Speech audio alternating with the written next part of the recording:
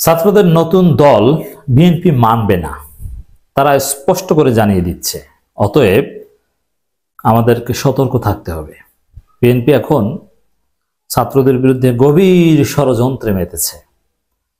একদিকে বিএনপির ভারসাম্যহীন নেতা রুহুল কবির রিজভী বলছে, বন্যেরা বনে সুন্দর, শিশুরা মাতৃগৃহে আর ছাত্ররা ক্যাম্পাসে সুন্দর। এমনি তারা রাজনীতি, সমাজ এগুলো নিয়ে ভাববে না। তারা ক্যাম্পাসের চতুর্সীমানার মধ্যে যা করতে পারে সেটা ছাত্রদের ক্যাম্পাসে আটকে রাখতে চাচ্ছে।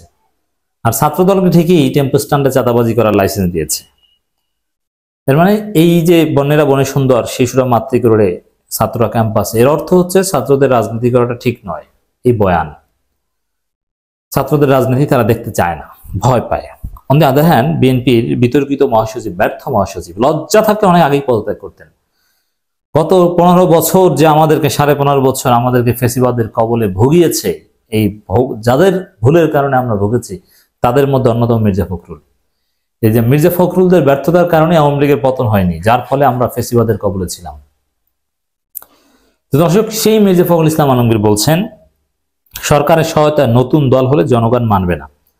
মানে এটা স্পষ্ট যে নতুন যে শিক্ষার্থীদের দল, ছাত্রদের দল আসছে, সেটা সরকারের সহায়তা থাকুক বা না থাকুক, সেই দলকে সরকারের সহায়তায় হয়েছে এই ট্যাগ বিএনপি দিবে, অলরেডি দিয়ে দিয়েছে। আচ্ছা, এই যে বিএনপি বলছে যে সরকারের সহায়তার দল হলে, সরকারের সহায়তার কোনো প্রমাণ কি বিএনপি দিতে পারবে? সরকার কত টাকা দিয়ে সহায়তা করেছে, কিভাবে সহায়তা করেছে, কোন জায়গায় সহায়তা করেছে, যেটা অনৈতিক? একটা সিঙ্গেল এক্সাম্পল বিএনপি দেখাতে পারবে না। কিন্তু বলে দিয়েছে যে এই দল জনগণ মানবে না। জনগণ মানবে না, এই দলটা তো জনগণের দল। জনগণ মানবে না এর অর্থ হচ্ছে বিএনপি মানবে না। জনগণ মানবেন এর অর্থ হচ্ছে বিএনপি মানবে, এটা তো যে কেউ বুঝে। অতএব ছাত্রদের এই নতুন দলকে বিএনপি ট্যাগ দিবে। বিএনপি তো অলরেডি শাহবাগী রাজনীতি করছে, তারা ট্যাগের রাজনীতি করছে। শিবির ট্যাগ দিচ্ছে, স্বাধীনতা বিরোধী ট্যাগ দিচ্ছে, 18-19 বছর বাচ্চা ছেলেদেরকে রাজাকার ট্যাগ দিচ্ছে বিএনপি। কত বড় শাহবাগী চিন্তা করছেন? এরা এই ছাত্রদের নতুন দলকে কিংস পার্টি ট্যাগ দিবে। তার যারা নিজেরাই কিংস পার্টি, তারা কিংস পার্টি ট্যাগ দেয়। ট্যাগ দিয়ে বিএনপি এটা মানবে না। তারেক রহমান বলেছিলেন যে নতুন দল হলে আমরা স্বাগত জানাবো। এটা মিথ্যা কথা। কিসের স্বাগত জানাবে? নতুন দলের ভয়ে মির্জা ফখরুলের ঘুম হচ্ছে না। শেষ বয়সে মির্জা ফখরুলরা একটু বড় বড় পোস্ট পজিশন পাবেন বা প্রধানমন্ত্রী, রাষ্ট্রপতি হবেন, একটু খায়েশ ছিল, এমপি মন্ত্রী হবেন। এবং ছাত্রদের কারণে কিনা, কারণ মির্জা ফখরুল যে অসুস্থ, এটা যে কোনো সময় তার ভিসার মেয়াদ শেষ হয়ে যেতে পারে। খুব কষ্ট, মনে বড় জ্বালা যে ছাত্রদের কারণে লেট হচ্ছে। নইলে তো ওদের সাজানো বাগান আমরা খাওয়া শুরু করতাম 90 দিনের মধ্যে। এখন ওরা রাজনৈতিক দল গঠন করছে, এই সেই, আগামী সংসদে কিনা আমাদেরকে হাতে হারিকেন দিয়ে দেয়। এই ভয়ে এখন বলছে যে বিএনপি নতুন দল মানবে না। আচ্ছা, বিএনপি মানার না মানার কে? এর উত্তর হচ্ছে, উত্তরটা শোনেন, বিএনপি মানা না মানায় কিছু আসে যায় না।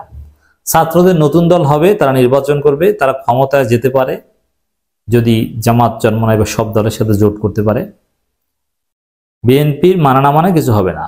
নির্বাচনটাই তো হবে বিএনপির বিরুদ্ধে, ছাত্রদের প্রতিদ্বন্দ্বিতাই হবে বিএনপির বিরুদ্ধে। অতএব আপনারাই যে আগের ট্যাগের রাজনীতি শুরু করে দিয়েছেন যে সরকারের সহায়তায় কিংস পার্টি, এগুলো বুঝে জনগণ।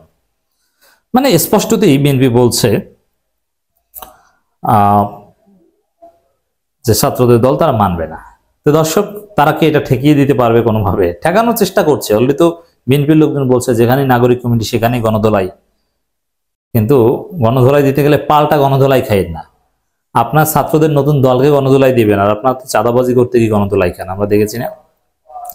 তো এই যে বিএনপির ইঙ্গিত মির্জা ফখরুলের নতুন দল মানবে না, এটা প্রমাণ করে যে নতুন ছাত্রদের নতুন দলকে বিএনপি ভয় পায়। তারা নির্বাচনে জিতবে এই ভয় এখন তাদেরকে প্রতিহত করতে চায়, তাদেরকে ঠেকাতে চায়।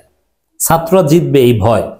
আর যদি এরকম মনে করতো যে না ছাত্ররা এরা আর কি, আমার বিএনপির আর এক বুদ্ধিজীবীকে অস্ট্রেলিয়া থেকে ভাড়া করে এনেছে, ফাহাম আব্দুল সালাম, তিনি বলছেন যে ছাত্রদের বাঁচাবে বিএনপি। বিএনপি সালাউদ্দিন কাদের চৌধুরী, আব্দুল আলীম এদেরকেই বাঁচাতে পারেনি, আর ছাত্রদের বাঁচাবে। উদ্ভট হাস্যকর থিওরি। এই ছাত্রদের বাঁচাবে এই থিওরি বা কেন দিচ্ছে? কারণ বিএনপি ভয় পাচ্ছে যে ছাত্ররাই জিতবে। জামাত, চরমোনাইয়ের সাথে জোট করতে পারলেই ছাত্রদের নেতৃত্বে সরকার গঠন হতে পারে।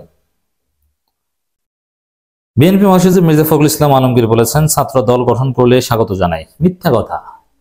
ছাত্ররা যেভাবেই দল গঠন করুক, তারা যদি এখন দেশে বসে দল গঠন করলে বলবেন যে এটা সরকারের পৃষ্ঠপোষক, তারা যদি ভারতে যেও দল গঠন করে, পাকিস্তানে যেও দল গঠন করে, নেপাল তিব্বতে যেও দল গঠন করবে, তারপরে আপনারা তাদেরকে ট্যাগ দিবেন, এটা আমরা জানি। কারণ আপনারা তাদেরকে ভয় পান।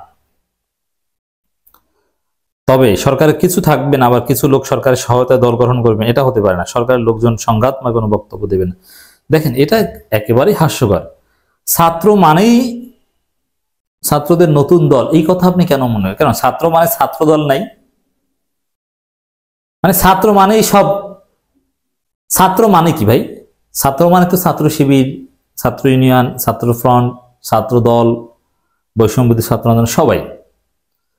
এখন পর্যন্ত বাংলাদেশে কোনো দল নেই, অথবা যখন ডক্টর ইউনূস সরকার শপথ নিয়েছেন তখন পর্যন্ত ছাত্রদের আলাদা কোনো দল বা বৈষম্যবিরোধী ছাত্র আন্দোলন ছিল না। অতএব ছাত্রদের কেউ ছাত্র দল করবে, কেউ সরকারের উপদেষ্টা হবে, কেউ একটা না আরো 10টা দল করবে, কিন্তু আপনি ছাত্র মানেই ওই নতুন দলের লোক, এই দৃষ্টিভঙ্গি আপনি কোথায় পেয়েছেন? কি উদ্ভট কথা। ছাত্র মানেই সব এক।